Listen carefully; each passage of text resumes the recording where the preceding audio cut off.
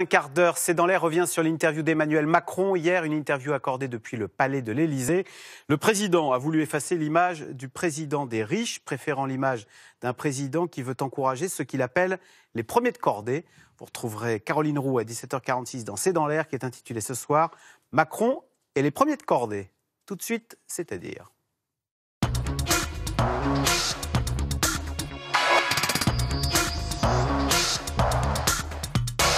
Jean-Paul Hamon, bonsoir. Vous êtes médecin généraliste, président de la Fédération des médecins de France. Alors, le gouvernement vient de présenter son plan de lutte contre les déserts médicaux. Mais il y a un chiffre qui laisse pantois. En 10 ans, le nombre de généralistes en France a baissé de 9%, alors que la population, elle, n'a pas baissé. Comment ça s'explique, ça ? Ça s'explique tout simplement parce que la médecine générale n'est pas assez attractive. Les conditions d'exercice sont désastreuses. Les caisses d'assurance maladie harcèlent les médecins. Et Nicolas Revel, son directeur, le nouveau directeur, n'est pas en reste, puisqu'il est en train de poursuivre les médecins généralistes de Paris qui osent prendre 2 € et 5 € de plus en consultation, alors que Paris Intramuros a perdu 20% de ses médecins généralistes. Alors la moyenne nationale, c'est 9, mais ouais. à Paris, c'est moins 20. C'est moins 20. C'est-à-dire que les déserts médicaux... Paris est en train de devenir un désert médical. Je pense que Édouard Philippe et Agnès Buzyn auraient pu améliorer leur bilan carbone en n'allant pas à Charlus, mais en faisant la conférence sur Paris Intramuros. Paris Intramuros est en train de se désertifier. Donc les déserts médicaux, c'est pas que dans les zones rurales, c'est aussi dans les grandes villes où le mètre carré est très cher aussi pour le mètre carré est très cher. Tous les centres-villes sont en train de se désertifier parce qu'il y a la loi sur l'accessibilité aux handicapés. Il faut pouvoir aménager les locaux. Et il y a plein de locaux en centre-ville et dans les centres historiques qui ne pourront pas être aménagés. D'accord. Alors ceux qui sortent de médecine, s'ils ne sont pas attirés par la médecine libérale et devenir généralistes, que font-ils aujourd'hui ? Ils font de la médecine salariée, c'est fort mal payé. Et puis surtout, en ce moment, il y a des conseils généraux qui envisagent de salarier des médecins 5 à 6 000 € par mois en salaire, et pour 35 heures ou 39 heures, ce qui veut dire que si vous embauchez un salarié 35 heures, il faut 2 salariés et demi pour faire le boulot d'un médecin généraliste libéral qui bosse 55 heures par semaine. Et donc là, on arrive à des sommes colossales, 30 000 € par an, que ça coûte à la collectivité si on veut salarier des médecins. Oui, mais vous le dites vous-même, c'est peut-être pas une vie. Imaginez une femme qui est médecin, elle n'a pas envie peut-être de travailler 70 heures par semaine, de ne voir jamais ses enfants, etc. Déjà 58 heures, c'est déjà pas mal et c'est la moyenne des médecins généralistes en France. Mais bon, avec 55... Les jeunes n'ont plus envie, hommes ou femmes, de passer 70 heures par semaine à se tuer à la tâche. Non, mais on est tout à fait d'accord. Mais le travail en groupe existe. Nous, on demande qu'il faut rendre la médecine générale, la médecine libérale incitative. Il faut permettre d'avoir des salariés pour accueillir correctement les patients. Il faut avoir les moyens de faire connaître l'exercice libéral aux internes pour qu'ils découvrent la médecine libérale et qu'ils n'aient plus peur de s'installer. Vous savez, on avait proposé justement qu'on mette aux étudiants, qu'on permette aux internes d'avoir qui s'installeraient, d'avoir une couverture sociale identique à celle des salariés, au moins les 5 premières années d'installation. Couverture sociale et maternité. Ça, c'était des propositions intéressantes. On avait proposé également que le ministère... Expliquez-nous bien. En fond, quand on s'installe en libéral, on a la sécu des libéraux qui est une sécu pas très avantageuse. 90 jours de carence. Voilà. 90 jours de carence, et puis vous payez vos cotisations. Vous êtes libéral, vous payez vos cotisations, c'est normal. Quand on est salarié, on est payé par l'hôpital et on a tous les avantages du salarié. Salarié et couverture maternité, parce que vous soulignez la féminisation grandissante, mais c'est important d'avoir une couverture maternité. Donc ça va commencer timidement, mais c'est pas assez. Alors, Jean-Paul Hamon, quelles conséquences de ce manque de généralistes ? D'abord, tout bêtement, quand on va voir un spécialiste, on sait qu'avant, il faut être passé par la case...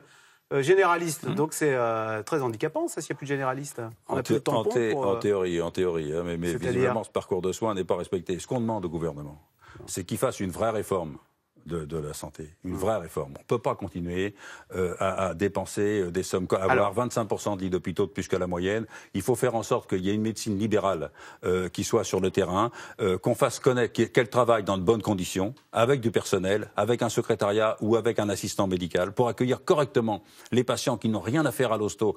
15 millions de passages aux urgences hospitalières qui n'ont rien à faire. Parce que la conséquence de l'absence de médecins généralistes, c'est qu'on va aux urgences, on va à l'hôpital, puisqu'il n'y a pas de médecins généralistes. Oui, mais une des conséquences aussi du mode de financement des hôpitaux, c'est que le directeur de l'hôpital, il est encouragé à accueillir les patients bras ouverts, parce qu'à chaque passage aux urgences hospitalières, ça lui rapporte 250 €. Et donc, contre 24 €.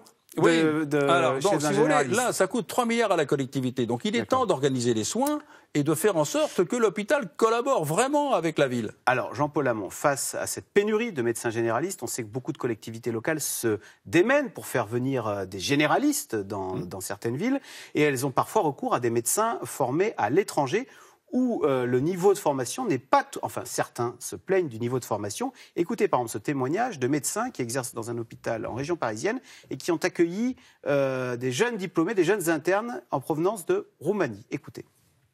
Ils ne savaient pas lire un électrocardiogramme, ce qui est quand même un peu embêtant. Ils ne savaient pas interpréter une prise de sang de base. Et puis surtout, il y en a certains qui n'avaient jamais examiné un patient. C'est justement là que c'est scandaleux, si vous voulez. Alors, ça fait médecine à deux vitesses, donc pour les déserts médicaux, on va se contenter de médecins moins formés, et puis pour les endroits où manifestement les gens sont un petit peu plus riches, un petit peu mieux intégrés, on aurait des médecins un peu meilleurs. C'est pas possible, une chose pareille. Alors pourquoi est-ce qu'on n'augmente pas ce qu'on appelle le numerus clausus, c'est-à-dire qu'on formerait davantage d'étudiants dans nos facultés? Mais il y a assez de médecins en France, il y en a 206 000. Le vrai problème, c'est de donner d'attractivité à la médecine libérale, point final. Que les jeunes aient envie de s'installer. Les médecins diplômés, 9% s'installent la première année en libéral, et les autres, ils mettent les 35% restants, ils mettent 10 ans s'installer. Il faut inciter les jeunes à faire médecine libérale, rendre la médecine libérale attractive, faire cesser le harcèlement qui est organisé par Nicolas Revel, le directeur de la Caisse d'assurance maladie, on a bien compris, qui ne se prive pas de taxer les médecins, de les poursuivre, etc. Alors, autre chose, Jean-Paul Hamon. On comprend bien qu'un jeune qui s'installe, il se sent tout seul. Et alors, du coup, le gouvernement dit la solution, c'est peut-être d'organiser des maisons de santé pluriprofessionnelles, comme on dit. Alors d'abord, il veut doubler le nombre de ces maisons de santé. Expliquez-nous ce que c'est et ce que vous en pensez.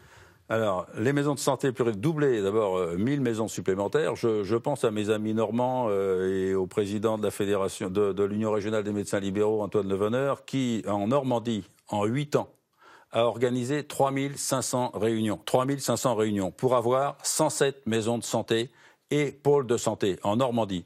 Je doute fort que toutes les régions déploient autant d'énergie que les médecins normands. Il y a tellement de tracasseries administratives, c'est ça? Mais d'abord, il faut convaincre les médecins. Ils sont allés à la rencontre des médecins qui étaient isolés. Ils ont organisé des groupes qualité pour que les médecins se rencontrent. Ensuite, ces groupes qualité ont permis d'organiser des pôles pour que les médecins acceptent de travailler ensemble, se coordonnent sur un territoire.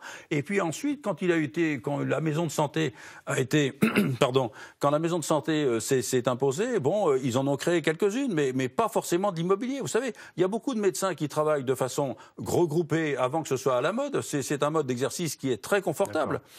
Très confortable, à condition que vous ayez les moyens de le faire. Parce que j'entendais justement, quand ils sont allés à Charlus, j'entendais le docteur Froger qui est installé à Levigean, qui est à 5 médecins généralistes. Ils sont dans un groupe et il disait, mais qu'est-ce qu'on fait pour nous? On va donner 60 000 € pour faire fonctionner les maisons de santé pluridisciplinaires, mais nous, qui organisons le territoire, qui faisons les gardes, qui organisons une continuité des soins sur le territoire, qu'est-ce qui est prévu pour nous? Qu'est-ce qui est prévu en plus pour les 80% de médecins qui exercent de façon seule, qui ne sont pas isolés, ils travaillent seuls? Qu'est-ce qu'on leur propose pour faire en sorte qu'ils se regroupent? Parce que c'est ça, les jeunes veulent bien travailler, à condition qu'ils soient plusieurs.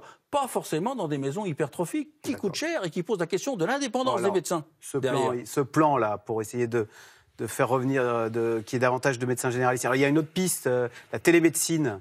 Dans les maisons de retraite, c'est bien ça? La télémédecine, oui. Alors, si vous voulez, c'est pas des cabines. Nous, ce qu'on propose, c'est modestement un chariot de télémédecine qui comporte un échographe, un électrocardiogramme, un otoscope, pour que l'infirmière intérimaire, qui est souvent là le week-end à cause des 35 heures, quand elle panique parce qu'elle ne connaît pas les patients et elle hospitalise, ça coûte très cher en hospitalisation. Donc, on demande que ces chariots de télémédecine permettent à l'infirmière de se mettre en rapport avec le médecin et évitent les hospitalisations inutiles. Il y en a beaucoup le week-end dans les EHPAD. Ça, c'est important. Mais surtout, ce qu'on dit au gouvernement, dans 7 ans, il y aura 25% de généralistes en moins. Et ça va continuer. Oui. Et le projet qui est là, ils ont compris qu'il y avait un problème, mais les enjeux, les solutions qu'ils proposent ne sont pas à la hauteur de l'enjeu. On voulait un plan Marshall, pas 400 millions, il faut 3 milliards, et la volonté de faire en sorte que les jeunes aient envie de s'installer, qu'ils connaissent l'exercice libéral. Voilà ce qu'il faut.